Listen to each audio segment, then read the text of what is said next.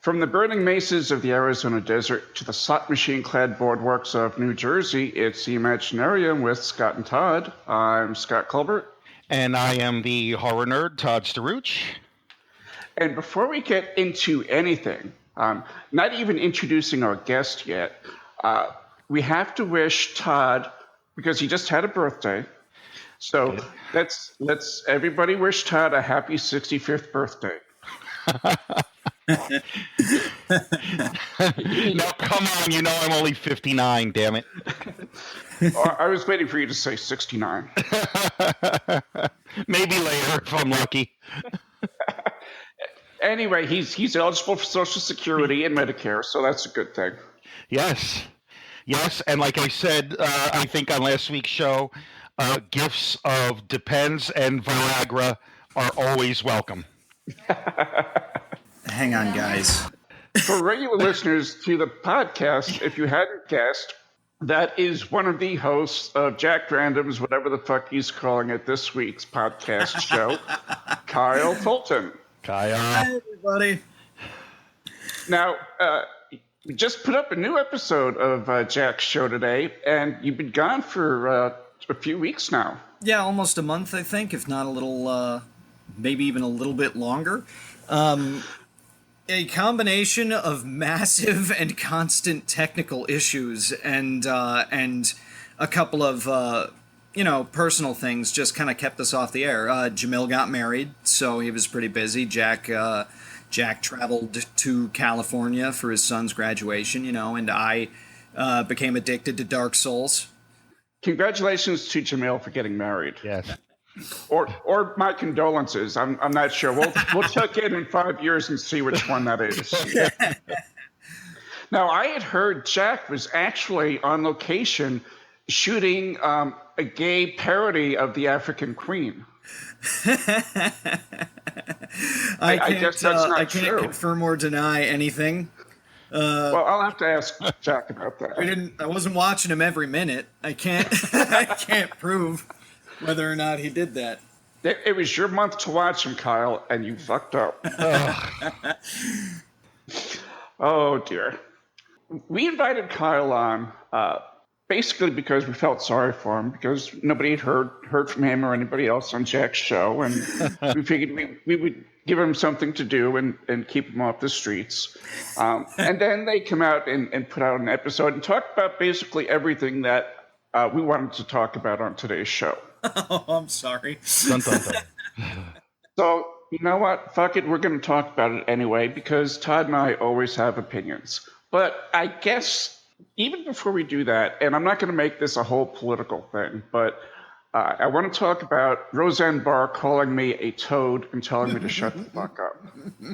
Dude, you're my hero. Just for that. Now, here's the thing. Roseanne Barr, she didn't endorse Donald Trump, but she supported him, which is close enough for me to say that she endorsed him. Right. So I tweeted to her. I said, I thought you were dead. Guess that was just your career. Go crawl back under your rock with Donald now. That was my way of saying that I thought she was a stupid bitch. In a very subtle way, I might add. In a very subtle way, yes. Yeah. And I didn't want to use bitch or the C word. I figured I would keep it professional somewhat. Right. And just think her career was dead. And so her reaction was, shut the fuck up, Toad, which I thought was very eloquent. That's awesome. That is fantastic. In fact, what I replied to that was, eloquent as always, something else you and Donald have in common. Yeah. Oh, that's wonderful. You were on a roll, Scott. I'm on a roll. Let me tell you something. Moving into this new apartment, I am energized. I have never been more creative. And in fact, I almost forgot to mention, today is National Sex Day. I had no idea. Yes. Okay, in that case, I gotta go. Bye. I didn't realize, and it's getting late. Todd plans on having an orgy, his left and right hand. Excellent. Listen, Anyway. masturbation is just sex with someone you love. And you don't have to dress up for it. Exactly. Well, anyway, getting back to Roseanne, I got a lot of positive feedback. Well, a lot of likes on it.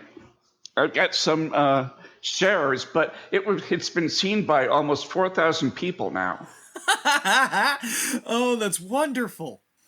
And some of the other comments that I got about that have been really kind of interesting. So I got to post. One of them, it was, I can't even find it. Let's see. But she had said that, where is it?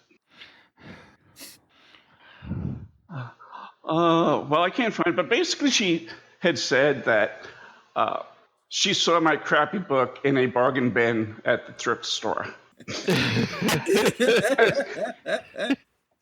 as if that was somehow a negative. Right. Yeah, and Kyle said this on Facebook where I posted about it, and I had thought the same thing. Well, hey, I wrote a book that was published. What the fuck have you done? Yeah. Right, that would have been my thing. I would have said, "Oh, wait, where's your book?" Oh, that's right. You didn't write one. You can barely write a legible tweet, let alone a novel. Right. I like this other one. Whoever Mary's Page is, that's sad. She is the best. You're the creep. Well, we know you're a creep, Scott, but... Yeah, and they say these things like, A, it bothers me, and B, that they're true. Or they're not true. Everybody knows I'm creep. Everybody knows my novel is crappy, but I'm actually really glad that it was found in a thrift store because that means that nobody burned it. I think what she said was, as I recall, the word was trashy, and like to me, trashy can be a selling point. Absolutely. It depends what you're looking for, Exactly. And she's right now standing in front of her collection of Harlequin romance novels. That's right. It was trashy. You're right. I stand corrected. Oh. So, and then I come to find out Ray Garton, who's an acquaintance of mine, he's been a writer for years and years, found out that he had been called a toad by Roseanne Barr too. Because he had insulted Nancy Grace. And apparently, Nancy and Roseanne are like that, very close. Oh, God, really? Now, if there's not a scarier combination of people to put together, I can't think of it. Oh, man. Horrifying is the word that popped into my mind, but okay. Well, I mean, imagine Nancy Grace and Roseanne Barr if they'd made a sex tape. Oh, God. Oh, it just threw up in my mouth a little bit. I'd rather not. That would be the scariest thing. Scarier than anything that you've worked on, Todd. That's for sure. Yes, absolutely. So I now feel like I'm in good company because Ray was called a toad. I was called a toad. Oh, but I think everybody insulted by a celebrity now. Everybody should take to Twitter and tell Roseanne thank you for putting Scott in his place. Yeah. Yeah, absolutely. I totally will do that. It'll be fun. And that's at the real Rose. What is her Twitter thing? I've forgotten already. The real Roseanne, all lowercase. Of course it is. Yes. Because I was but it really is her. What else does she have to do these days? Well, yeah, it's not like she's right. It's a differentiator from all those Roseanne Barr impersonators. Exactly, right. And yet, it's not even like Roseanne is in syndication. I haven't seen that on TV in years. I really, really love that show, but neither have I. I haven't seen it around. Like the box set is like $20 at Walmart for the entire series. Wow. So, yeah, me and my girlfriend got it because I still, I grew up with the show. I really liked it, but yeah, it's not making money. I can tell you that much. And that's the thing. I liked the Roseanne show too. I really did. Everybody did. I mean, it was huge. Excellent show. At the time, it was great. Yeah, it Except was for the last season, but I don't even really remember the last season. Remember it was all a dream sequence. Oh, that's right. Yeah. And her mother was a lesbian or something like that, and it was just everything was all just a dream or some nonsense. Yeah, she had been editing it, like the whole show was supposedly a story she was writing at the end, and then like from that last season on, she had been just making shit up to feel better or something. It was weird. It was a really weird ending. Was that the season that John Goodman, her husband, died? Yeah. Like he had a heart attack and he lived in the show, although he kept like disappearing for reasons between episodes. And then it turned out that he had died, and basically from that moment on, she had just made it all up and had rewritten some of the earlier stuff too. It's like it's not a bad idea for a show ending, but it's a weird ass ending for Roseanne of all shows. Right. Yeah. You know, like it just came out of freaking left field. Absolutely nuts. Well, and here's the thing. I've given Roseanne a lot of shit for her support of Donald Trump, but I will give her the fact that she was a maverick in television. She created one of the great sitcoms in TV history. She did a lot for women in the television field, but she's fucking batshit crazy. Her supporting of Donald Trump would seem to, back that up. And, look, people can vote for whoever they want to vote for, but I do have the liberty. If you say that you're voting for Donald Trump, I do get the liberty of saying you're fucking stupid. And Roseanne, you're fucking stupid. And shit crazy on top of that. Okay. All right. So moving right along. Yeah. Where do we go from here? Well, that's just it. How do you go from something like that? One of the reasons that we wanted to have Kyle back on the show is he had done a rant on Captain America. Yes. And Todd specifically mentioned that rant, so I'll let Todd talk about that. Yeah, so first of all, Kyle, it's when Scott and I were talking about it, both of us kind of said, look, well, Scott brought it up and said, oh, we should have Kyle on sometime because, like, usually when you post something on Facebook, we both agree, like, you're usually spot on, People bitch and moan, myself included, about things on Facebook all the fucking time. But they usually go off on, like, a weird tangent or some bullshit.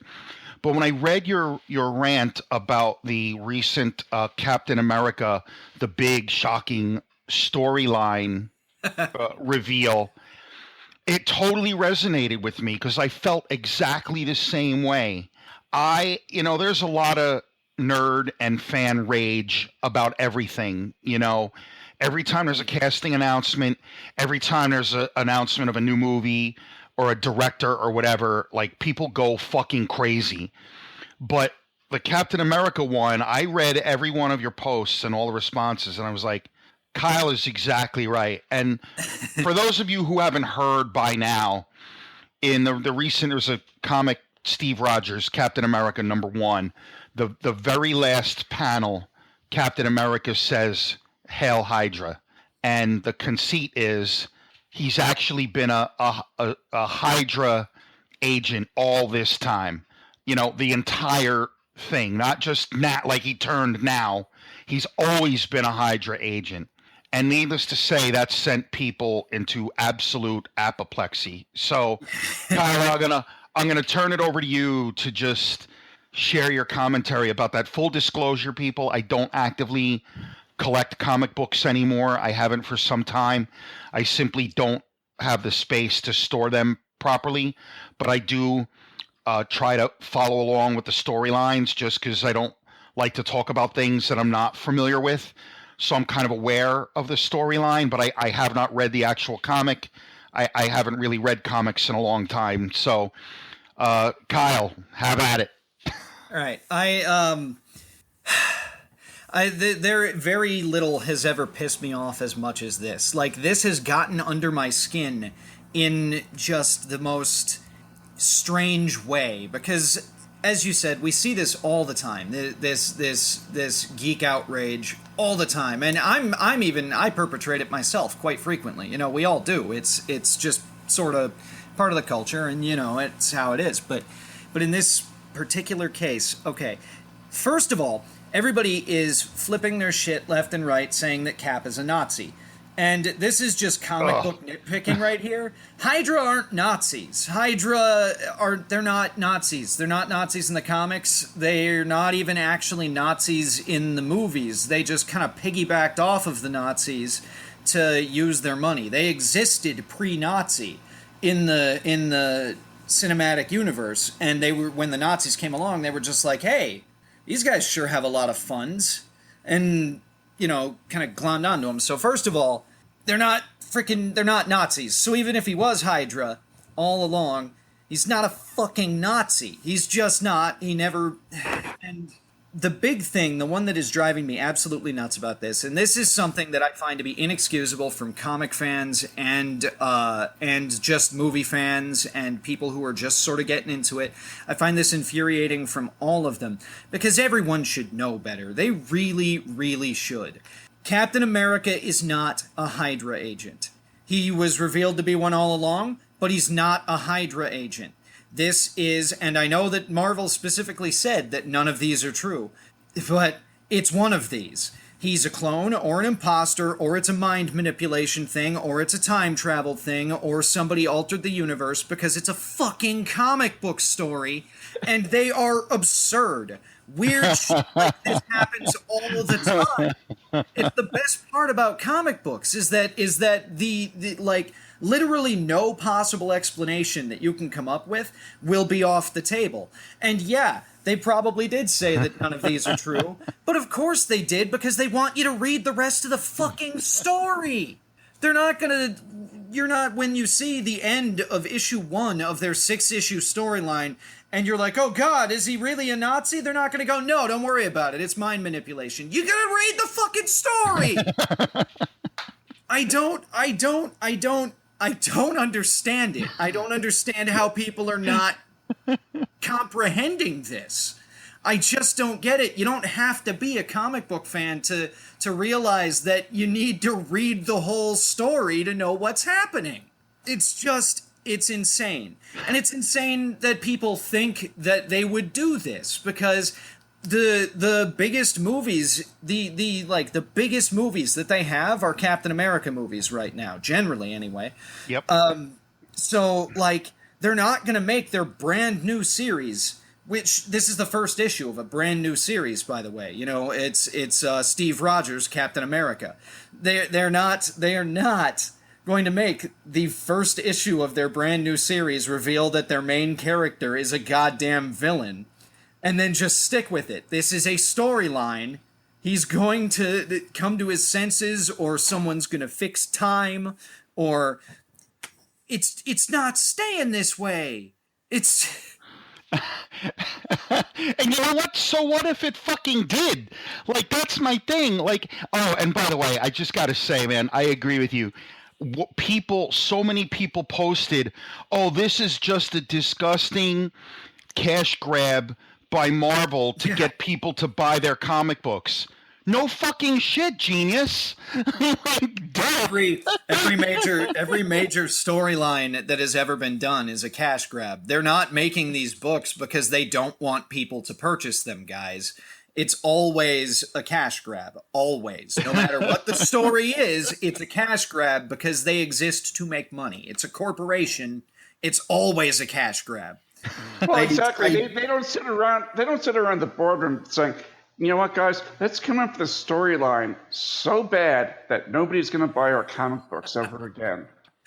It's absolutely ridiculous. And incidentally, I read this issue. It's pretty good. I'm excited to see where this story goes. I think that it could be really good. Of course, it could suck. It could be terrible. I don't know yet because it's not done. That's you gotta read the whole story. Some people were like, they were like, oh, how can they take such a symbol of America and turn him into a villain? I'm like, it's a fictional fucking character, people. Last I checked, like, George Washington was a symbol of America. You know, like, Captain America's awesome, but he's a fucking fictional superhero. Come on. I can see people holding their favorite characters in high regard and holding them in a place of that, you know, like, I get that. I absolutely get that. Absolutely. But this is, at the end of the day, it's just another storyline about a fictional dude. It's not a problem. Like, if he's a villain for a while, so be it. There'll come a time when he's not anymore, because it's just the nature of comic books. Those are the same people that think Team America is a documentary. Right. Listen, remember when Thor was a frog for a while? I mean, and he didn't stay that way forever. You know, it was a fucking just another storyline, you know? See, that's another one that drives me nuts, is everybody's so upset because they're like, oh, it's so lame that they resorted to just making him into a villain. And I'm like, this comic has been being published for what, 75 years, something like that, years, yeah. Something like that. They waited this long to make him into a villain. They made him a werewolf before they made him a villain. Right. I think we're entitled to Evil Cap for a little bit. I'm completely at a loss as to this whole thing. And, you know, Scott and I on various shows have talked about, like, fan rage and fanboy rage about different things. And whenever you call them out on it, all they'll just throw in your face, like, listen, man, everybody's entitled to an opinion.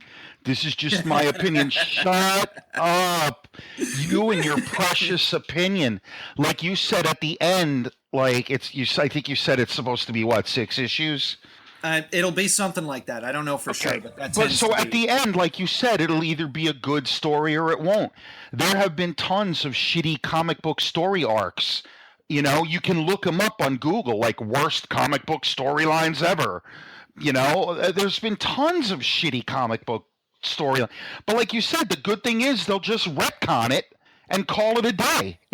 Absolutely, they will. It'll be undone, especially with the rate with how fast Marvel has been retconning and just completely changing everything in the comics. It's like, even if this is completely true, and in this new version of the universe, Steve Rogers is a villain, and it is a permanent part of this comic book, within the next 3 years, the entire universe will reboot, and it won't be anymore, because that's how comic books work now.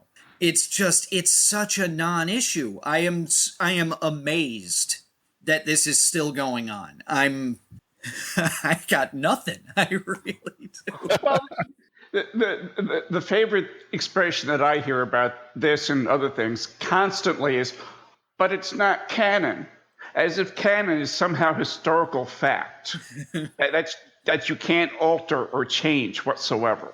There was a time when that was true, but Marvel and DC have rendered canon meaningless. Nothing matters anymore. Like it's all, because every time they feel like changing canon, they just do. It means nothing anymore. When early days, they actually tried to keep that stuff straight. Maybe not early, talk maybe middle days, you know, like in the 80s and 90s, they tried to keep things a little straighter. But only for a couple of years before everything got weird as shit and there started being infinite crises and all kinds of other crap. Like, it just Crisis on Infinite Earths made everything a mess, and from then on, it's just like, it means nothing. It doesn't mean a damn thing anymore. There was a storyline on the animated Spider-Man. I don't know if it came out of comics or not, but there was a storyline where there were all these Spider-Men from various universes. And one of them was like black, one of them was a woman, one of them was an old guy, and one of them was a fucking pig. Yes. You know, and I'm like, Peter Parker, the Amazing Spider. Yeah. And I'm like, that was kind kind of funny. You know, I didn't run outside and jump off my roof because some Spider-Man from an alternate multi-dimension was a pig. Like, how dare they? That is an insult to porcine citizens everywhere. Like, come on. It's really bizarre in a way. And I say this as a comic book fan and as a comic geek. You know what I mean? Like, my little culture is weird as shit because we take these things so damn seriously, but they are ridiculous. They're absolutely ridiculous. And I think that's a good thing. I say that with all possible respect and adoration. Like, ridiculous is a selling point to me because I love it. That's what I love about comic books, is how off the wall they can be and how they can do literally any story that they think of, because they're unconstrained by budgets, so they can do more than you can do in TV. They've got artwork and they can come out serially, so they can spread out the stories much longer than a novel can. Like, the way that they're organized lets them interact with each other in ways that movies have never done until you know, the MCU got going. So comic books, they're a wonderful, wonderful medium, but those of us who get really into them, we get weird. We get really weird about them. And I don't know what to do about it anymore, you know, other than just laugh. And you know what? There's nothing you can do. Like, the story will run it. Like, it already died down. Like, the story will run its course. And like you said, at the end, half these jackasses will be like, yep, I knew it all along. Yeah. It was mind control. It was the Tesseract Cube opened up an alternate universe. You know, whatever shit they pull out of their ass, you know? Yeah. I know they're going to do something, and I just hope it turns out to be good. So far, I'm optimistic. But, like, you know, it's just such a... I don't know. I'm just looping myself now because I still can't wrap my head around why this, of all stories, why this is the one that everyone completely lost it over. Well, you know, I think part of it has to do with there's a certain segment of culture or society, I should say, that views almost everything as being anti-American now. It's kind of like the Donald Trump 100-fold, where if you have a storyline where a bastion of honor and dignity and all that good stuff says something, you know, like Hail Hydra, well then, you know, the writers and everybody else they're anti-American and they're just trying to bring the country down. I think there's a lot of that sentiment going into the reaction of these comic book fans. That wouldn't shock me. It wouldn't shock me. I don't think I know anybody personally who is leaning that way, but it absolutely would not shock me to find out that there are people for whom that is the issue. And right around that same time, now this wasn't even something the studios or the writers were planning on doing, but it was a petition to give Steve Rogers a boyfriend. Oh, I knew you were going to bring that up. Well, I had to, just because it happened right around the same time, and I think that was just about as stupid as anything else. Really,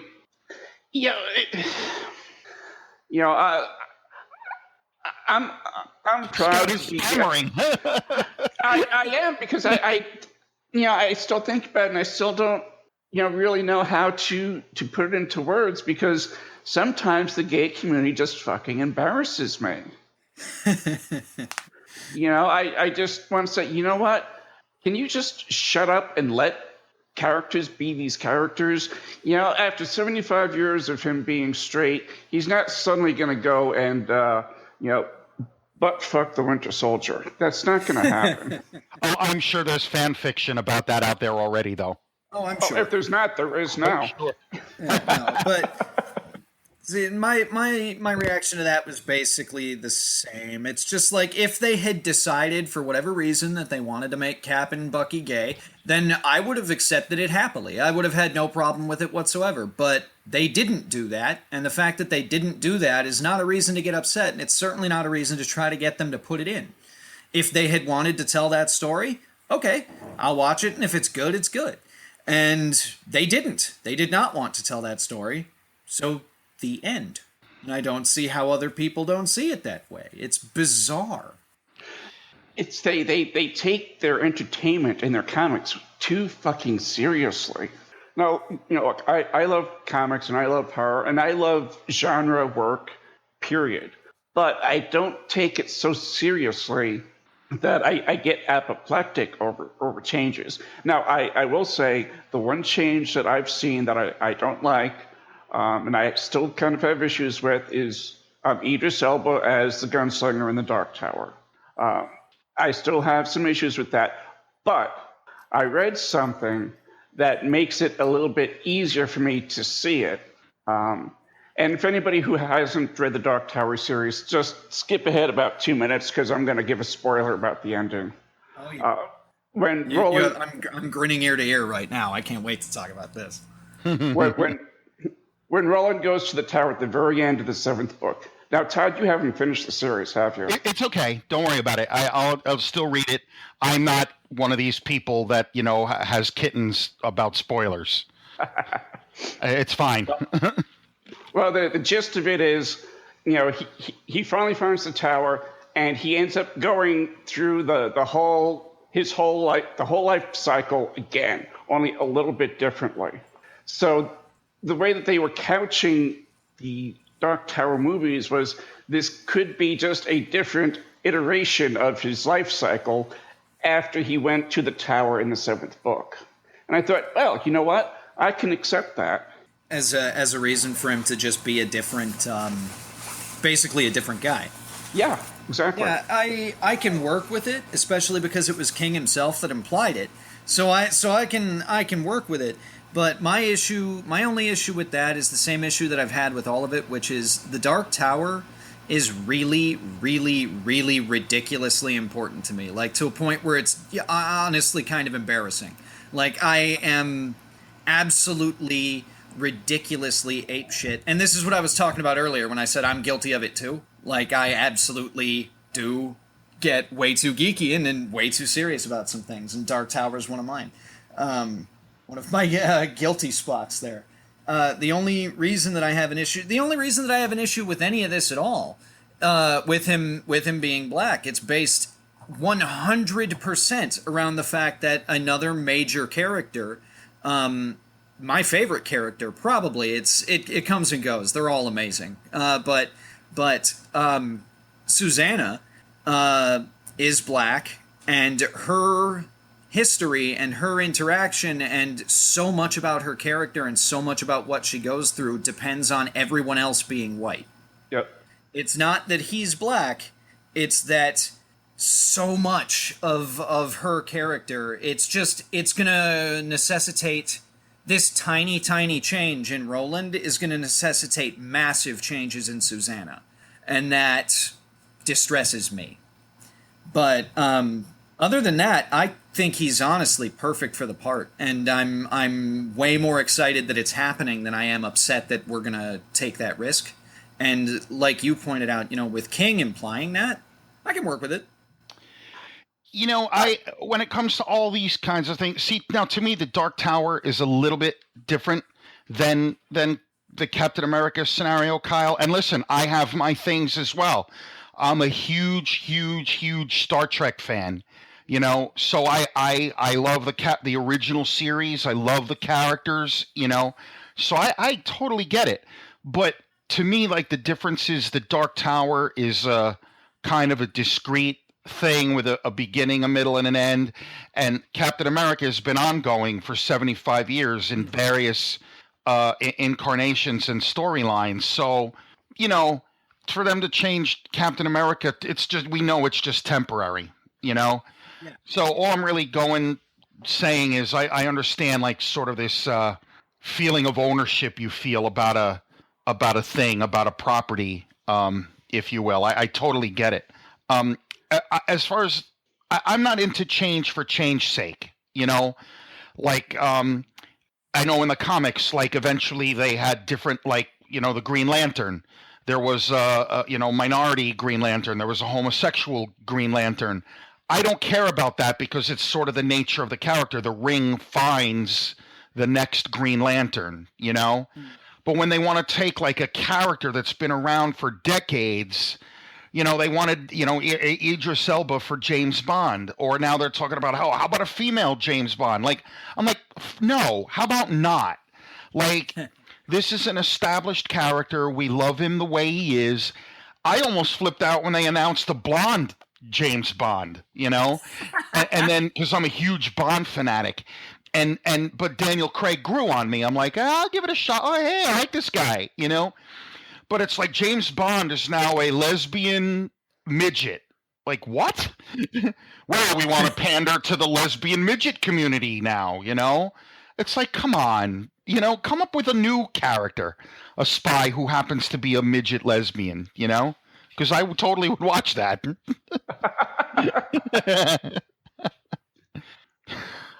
There was actually a video game series. Well, there was just 2 games in it, but it was about a female spy in the 60s that I thought was probably one of the best games I'd ever played.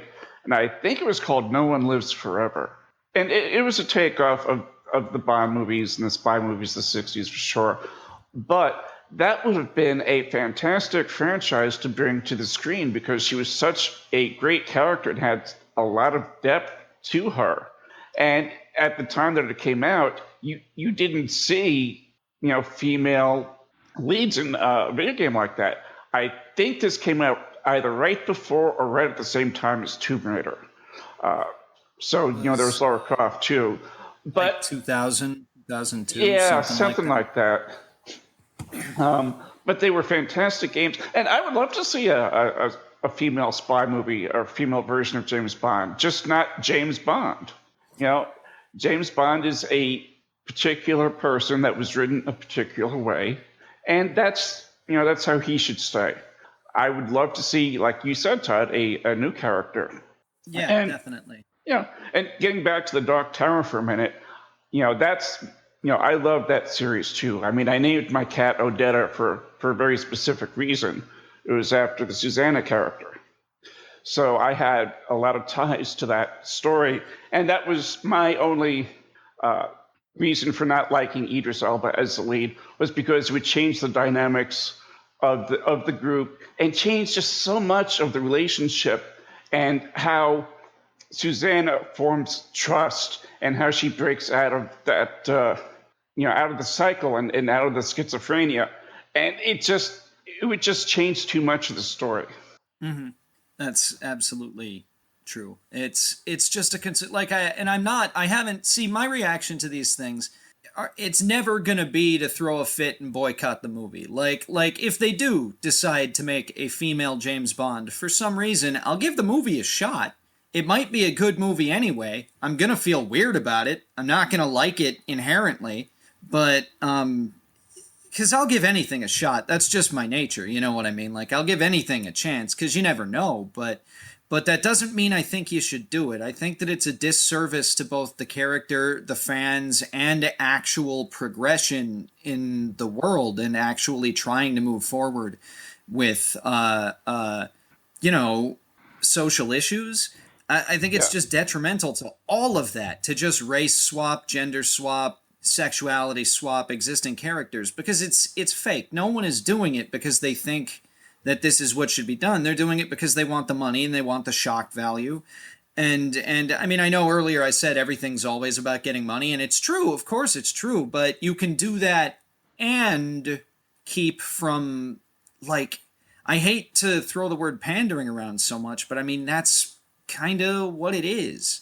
It just feels uncomfortable to me when they do that most of the time. It is pandering, and I think when they do that, it's almost as detrimental as the reasons why they're doing it, to combat homophobia or to combat racism, just from a different perspective. I look at pandering as a different side the same coin to racism and everything else. It can be that way. Admittedly, I say this as a straight white dude, so I could just be missing the point completely. It's possible, and I admit that it's possible, but I'm standing by what I say. I'm just, Kyle, I don't think you are. And look, I'm getting so tired, like what you just said, like with all the social issues in this country today, with transgender or homosexuals, gay marriage, what have you. It's almost like we now have to couch us hetero white males seem to have to couch everything we say for fear of how we're going to be perceived. Yeah. And I refuse to do that. I can't help that I was born a heterosexual white male. All I can do is try to be cognizant of other people and their feelings and issues that affect them. Right. I don't, like I said, I don't think change just for change's sake is always good, because look, smart people are going to figure it out. When you take a character that's been a white male for 50 years and say, okay, now it's going to be a black female, smart people of any persuasion are going to be like, what? That's not being inclusive. Why not come up, like we just said, instead of taking a historically white comic book character and making him black, why not come up with a new, strong black character, Asian character, Filipino? I don't give a fuck. Just develop a totally new one for a new generation. Yeah, we need more Miles Morales is what it comes down to. Yeah. Although I've never really enjoyed, but this is a whole other discussion. I don't like it when superheroes have the same name. Like, I see no reason for it. I've never understood the whole passing the mantle thing. I find it annoying because now I have to clarify which fucking Green Lantern I mean. So that's annoying. Yeah. But aside from that, Miles Morales is a welcome character. That's a fantastic idea to bring forth a new Spider character with a whole new background, a whole new everything. That's awesome. He's exactly what I want to see. I want to see more of that. I want to see more Static Shock. I want to see, there's so much that can be done with new characters, and I feel like they're almost afraid to do it. It's like part of them genuinely wants to do progressive things, but part of them is so afraid to lose the money that they get from the name recognition that they try to split the difference by having Thor be a girl for a while, and it just kind of fails all around and screws everything up instead, and it's not functional. Exactly. Yep. Now, Kyle, I understand, I believe that you might be a Doctor Who fan, too. Oh, most definitely. I absolutely love Doctor Who. And kind of staying in this topic a little bit, what do you think of having a female doctor? I think that there's no reason not to do it, but doing it just to do it just feels weird to me. I mean, it's established in the species that when they regenerate, they can absolutely swap gender. It's something that happens. And it's honestly a little odd that the Doctor's gone through, I think we're nigh on 13 of them here, without ever having the other flip of the coin happen.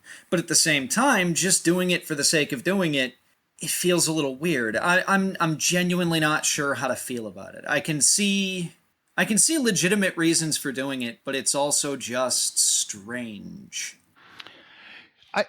People have asked me about that too, because I also am a big Doctor Who fan, and oddly enough, that is probably the one character where I really wouldn't have a problem with it. I mean, the Master, people are familiar, know that the Master came back as a female. I really liked Missy. So absolutely. Missy was awesome, right? Missy was awesome. So I think you would really, like, if they were going to do it, you'd really have to find the right actress. That would be difficult. Like, with the right actress and story, yeah, why not? Yeah, they could nail it. Like, I think it could be amazing, if they found the right actress, and like you said, the right storylines. That's one where I think it could really be good. But to your point, to do it just to do it, that fuck that. Yeah, but see, and that's where it always gets so awkward for me, because then it's like, how do you really tell the difference? Like, what if they had been planning on making Cap and Bucky gay, and now they do it, and it'll seem to us like they just did it because everyone wanted them to. How could we actually tell the difference at this point? And it's just, it gets really messy because no one will shut up, so we can't figure out what they actually want to do anymore. Right. Yeah. So, like, I want to respect the creators, for sure. I want to respect the fans, because I can understand why they would want these things. But when no one will shut up, like, social media has completely and totally changed the dynamic of creator and consumer, and we just haven't caught up yet. I really hope we will at some point. Some kind of new etiquette or something will form, and it probably will, because this is just a whole new culture that grew really fast out of nowhere. So, like, hopefully it'll develop into something a little more functional, but right now it's a clusterfuck. So, Yeah. Well, it is. I think everybody has just become so cynical about everything that it doesn't matter what you do, people are going to automatically assume that your motives were whatever, and it's frustrating. I certainly do it. I can't trust the new Ghostbusters because I believe wholeheartedly that their motives are pure fucking evil. I think that all they did is wait for Harold Ramis to die and then slap the most controversial thing they could think of on it, which was a giant gender swap, and then slap together a shitty movie. That is what I am afraid of. I hope I'm completely wrong. I could not possibly hope that more. I hope to God that I go see Ghostbusters and I see a fantastic movie that is a good remake and that proves to everyone everywhere that all female casts can work in an action comedy. That's what I want to have happen. Nothing will make me happier. Don't think it's going to happen. Think it's going to be terrible. And go ahead. That's, that's where that's where we're at. I can't wait to see that movie for that very reason, because I'm just dying to see if it's good or if it's bad, or if my suspicion is it'll be okay, like it'll be mediocre, because just like with the Captain America, I have never, on the film side of things, I have never seen the level of rage that came along with this movie from the time they fucking announced it. Like, what? 4 female Ghostbusters? How dare they, And I don't have a problem with that. Everything is all fucked up. Like, the minute you say, you know what, I don't think I like the idea of 4 female, you're a fucking sexist asshole. Oh, okay, I guess, Yeah. You can't even say anything anymore. Like, but the rage and then, oh my God, when the first trailer came out, I'm at the point now where I want to see it twice just out of spite. Just because it's like, okay, then don't go see it. That's the beauty of art, right? Like, you don't like the Captain America the new Cap comic book? Don't fucking buy them. You don't like the Ghostbusters trailer? Don't go see it. It's literally that simple. It is. Oh my God. If your childhood was ruined because they made this Ghostbusters movie, then you had a shitty fucking childhood. What can I tell you? If it's so easily ruined by a movie, wow, your parents should have tried harder. I've always said something pretty similar to that too. Maybe slightly politer, but well, along those lines. Hopefully. No, I mean what it really comes down to me in all of this, in all of this stuff, is that I just don't understand what the purpose is in the complaining, because they'll say, well, we just want to start a conversation on both sides, mind you, both the extremely, PC people and the extreme opposite of that, where everyone just, both sides, they're like, well, we just need to start a conversation. And then my response is always, okay, this is the conversation. Let's talk. And then they shut up. every single time. Because nobody seems to actually want a conversation. They just want to bitch. They just want to whine. And I don't get it. Because I'd love to have a conversation. I never stop talking. Listen, look, to me, I've said this many times. The internet has given a voice to everyone. So everyone who's mad about everything that they don't like about a movie, a book, a TV show, a record, now has a voice where they can instantly reach out to millions of people and just be heard. Like, that's all they want. Like, I've been living in my mom's basement, and until before the internet, no one would listen. So I would, now, like, they can just get their words out there and find validation, I guess, among people who think like they do. Because I think that's part of it. They're like, I hate the new Ghostbusters. Yeah, me too, man. Now those two people feel, oh, look at that. I made a connection. I'm not the only one that feels this way. Right. That's not necessarily a bad thing. Not at all. It's fantastic because, like, I am one of those basement dwellers who had trouble finding connections before the internet existed. So it's a good thing, but on the other hand, it's also a really annoying thing.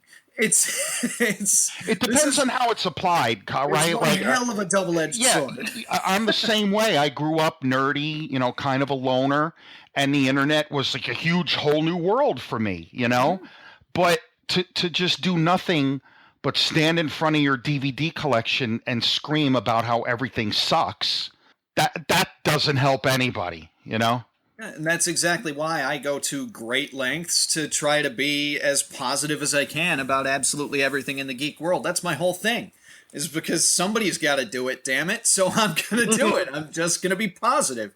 I'm going to hope for the best. There was a great article. You guys may have seen it because I shared it and a couple other people did as well. It was on hitfix.com. It was an article written by this guy, Drew McWeeny.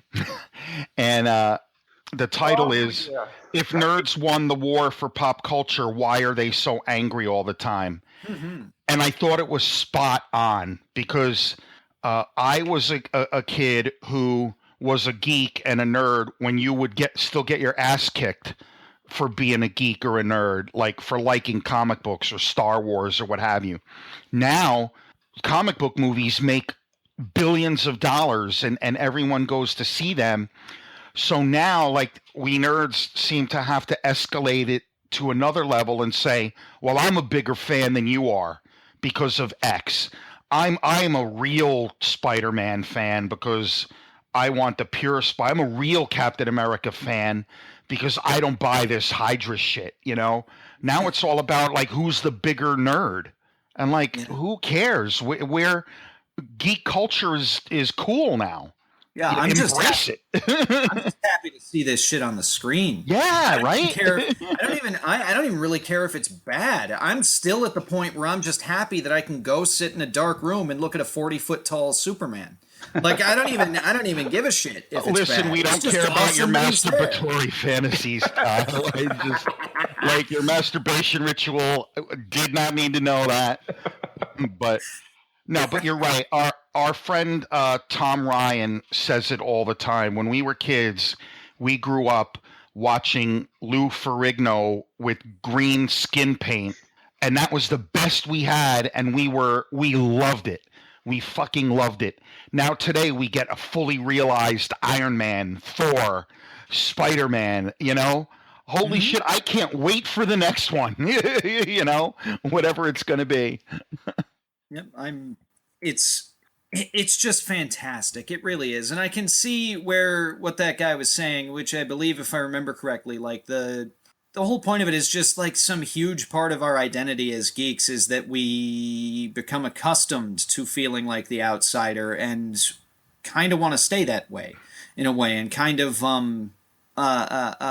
resent the people who didn't have to go through that shit. In order to like what we like. And I can see the logic. And for a little while there, I felt like that. But then I realized that I was having a conversation with my mom about X-Men. And I was just like, no, you know what? Fuck it. This is awesome. This is fantastic. I can go watch. I cannot even imagine that when I was a kid, actually having my mom talk to me about fucking X-Men. But she loves those movies, so we can talk about it. It's insane to me. I'm happy.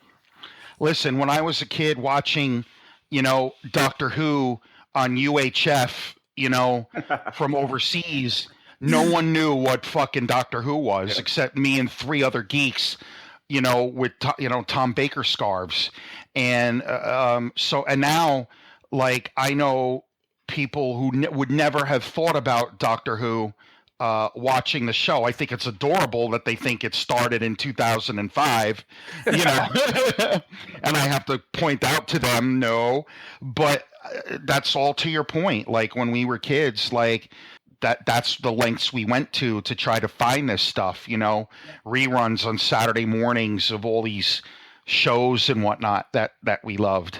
Oh yeah, no, I was a kid at like the tail end of that, because the internet really became I'll be 30 in a few months, so okay. the internet erupted into being, really, as it stands now, about halfway through my adolescence. So for the first half of my childhood, for the majority of my childhood, I'm still running around the streets, going to the library, watching cartoons when they're on, and then all of a sudden, right when I hit the teenage years, it's the internet now, and all of that stuff, everything is suddenly easily accessible. You can find all these people, all this stuff. So, shit, what was my point? My brain just stopped. Oh, I hate that so much. Well, all right. There you go. You were talking about the internet and accessibility. I think it's awesome. Scott and I remember when they only showed The Wizard of Oz once a year on TV. Yep. Right. Now my daughter can watch it anytime, like anytime she wants to, or any of those movies. Willy Wonka and the Chocolate Factory. I waited all year for that movie to play. Yes. So that's such an awesome thing. Like, the accessibility of all the things that we love, I think, is just awesome. Oh, it's fantastic. Oh, it is. I remember, growing up, and Todd, you remember this, the 4:30 movie on Channel 7. Sometimes they would have, like, Godzilla or whatever, and you'd watch it, and then you couldn't wait to see it again, and they'd repeat it eventually, but you had to wait all that time to see it again. And now you can just, fucking see it whenever you want to. I love that. I haven't watched a show on TV in like 3 years. I just wait until it's online, and then I watch it when I feel like it. Like, my TV is strictly for video games at this point.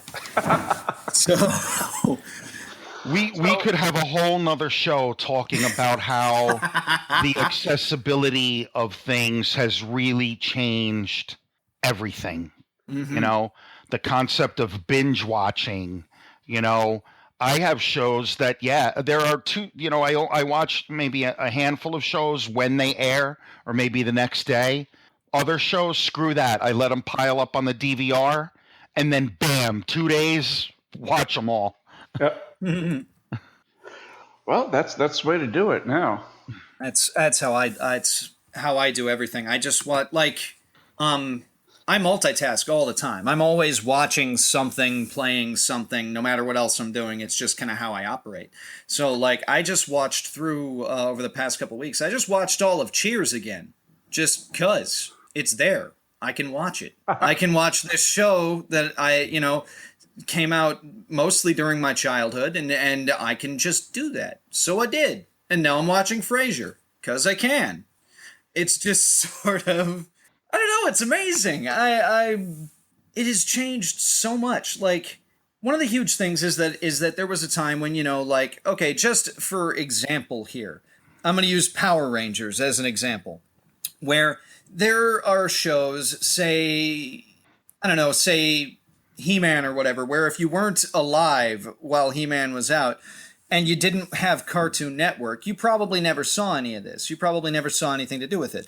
But now, Power Rangers, my little cousins, my little 10-year-old, 9-year-old cousins can walk up to me and start having a conversation about the Power Rangers that was on TV 20 years ago when I was their age, because it's on Netflix. Right. They're watching the same shows I grew up watching because they just have access. It's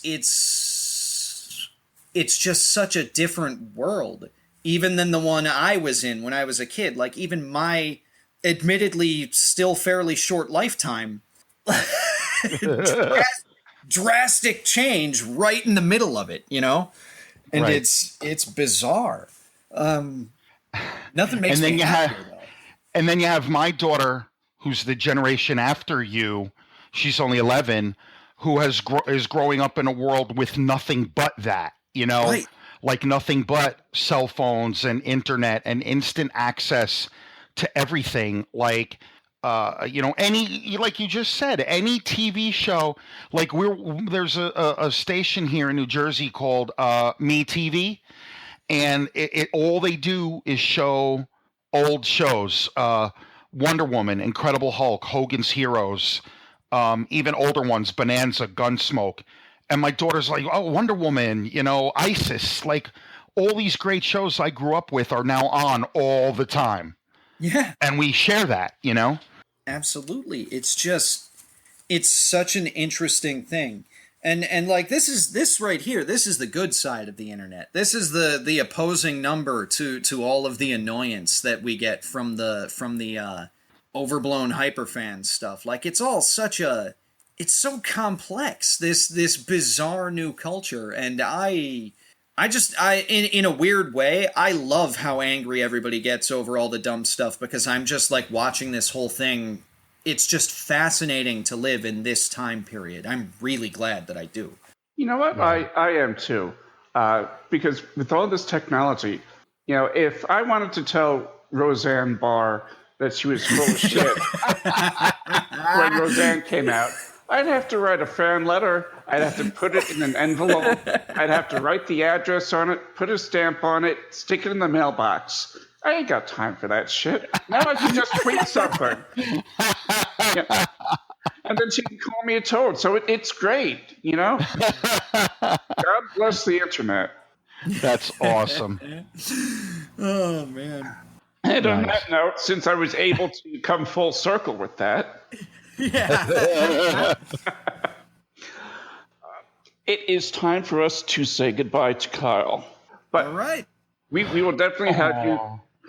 We'll have you back on. I love having you on. I was, Kyle was originally on the old Supernauts show, the debate show, and I liked him so much. He ended up becoming a regular on that. Then it morphed into Jack's show. Yeah. But you've really grown a lot, and it's really a lot of fun listening to you and Jamil and Jack on the other show.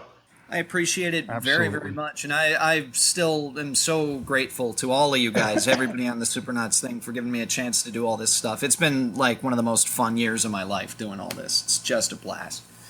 So, awesome. Thank you so much. And if you haven't heard Jack's show, then what the fuck is wrong with you? Really? Exactly. Head over to the Supernauts at thesupernauts.com and check out that show, and you can check out our other old episodes. And until next time, may all of your journeys be filled with pure imagination.